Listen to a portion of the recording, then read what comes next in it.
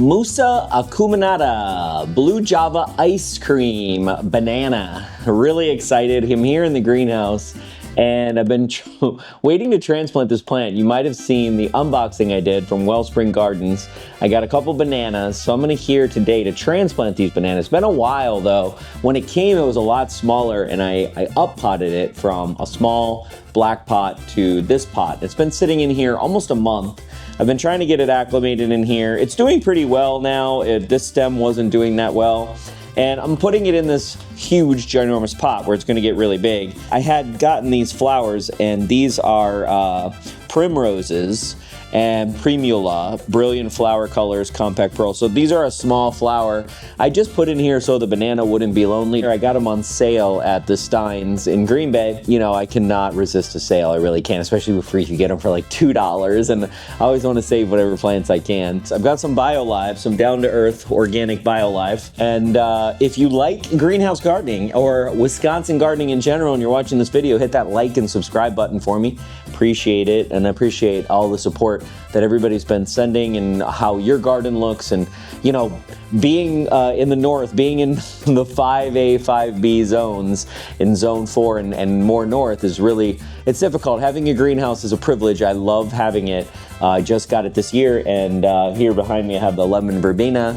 I have a video on that where I up-potted. It's doing amazing. And I've got the Job's Tears here. I got a blueberry in the back. And you know, in a little bit, I'm gonna go ahead and transplant some lettuce seedlings that I have. So before I do that, I'm gonna transplant this guy. I like to have another pot. These are Bootstrap Farmer.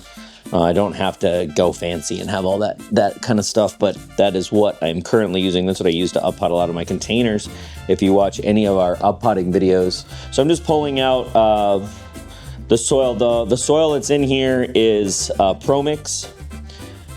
So I use a soilless medium in here indoors. I got the little hole here. You can see it fits in really nice, so that when I pull that out, and then this rest of this dirt I'll bring in and potentially use for new transplants, 1 to 2 tablespoons per hole. So that's pretty much what I do. So I'll take, you know, usually this. Now this is a starter and transplant mix, and that was about 2 tablespoons, but you know, this container is pretty big, so I think I can get away with a little bit more. And I'm just gonna mix it into good. And now when I had added the soil to this, I had made sure it wasn't hydrophobic. So then I'm gonna put the little stick kind of in the middle, I think. He's somewhat dry. He's got a good root. You'll see he's got some good roots coming out of the bottom. So I wanna be very careful with it. I want him to feel, oh yeah, that's nice. You can see the root structure here. Really nice on the sides with the root structure. I'm just gonna add him into the pot, not push down too harshly. Remember, I've got all this great soilless media that I can add to the equation. I don't want it to go too high. I didn't go to the top on purpose with this container because I didn't feel like it needed to.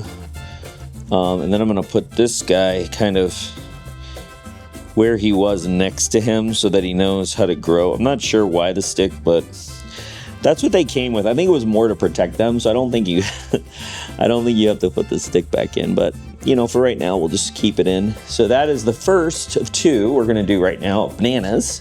I'm excited. I've been excited about this banana for a while. So, all right, let's do the second one. So this is the Wellspring Gardens Musa Tropicana banana. So this is full sun part shade. So this is a dwarf banana, and he's doing pretty well. Pretty cool.